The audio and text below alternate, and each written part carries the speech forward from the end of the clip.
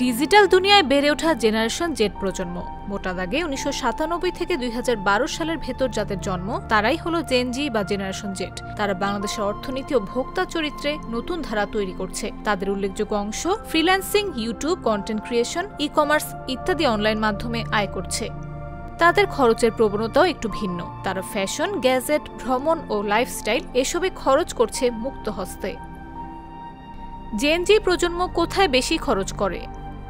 Fashion ও brand পোশাক। শহর গ্রাম নির্বিশেষে এই জেনজি প্রজন্ম পোশাক আশাকে বর্তমান ট্রেন্ডের সঙ্গে থাকতে চান। এজন্য ফ্যাশন ও ব্র্যান্ড পোশাক কেনায় বেশি খরচ করেন তারা।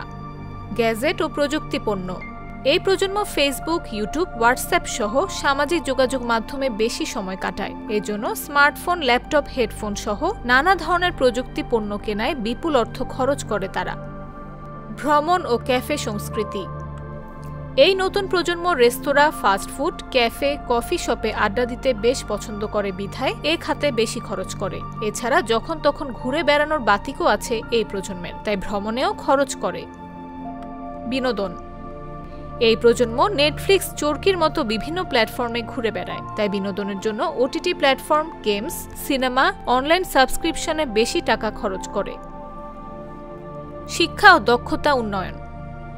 এখনকার জেনজি প্রজন্ম নানা ধরনের অনলাইন কোর্স, প্রশিক্ষণ, অ্যাপ, সফটওয়্যার সাবস্ক্রিপশন করে থাকে। প্রযুক্তিতে দক্ষ হওয়ার কারণে নতুন ধরনের বিনিয়োগ যেমন startup, digital investment, online trading নিয়ে আগ্রহী তারা। সার্বিকভাবে বলা যায় জেনজি হলো এমন একটি প্রজন্ম যারা টাকার মূল্য বোঝে, কিন্তু সেই টাকা ব্যয় করে নতুন কিছু অভিজ্ঞতা, আত্মোন্নয়ন ও ডিজিটাল জগতে নিজেদের সেরা ভার্সন গড়ে তুলতে। তারা ভিন্নধর্মী, কৌতূহলী এবং সচেতন, যা তাদের ব্যয়ের ধরনেও স্পষ্ট প্রতিফলিত হয়। ভবিষ্যতের সমাজ, বাজার ও প্রযুক্তির গতি অনেকাংশে এই প্রজন্মের দৃষ্টিভঙ্গি ও সিদ্ধান্ত দ্বারা প্রভাবিত হবে, এ বিষয়ে কোনো সন্দেহ নেই।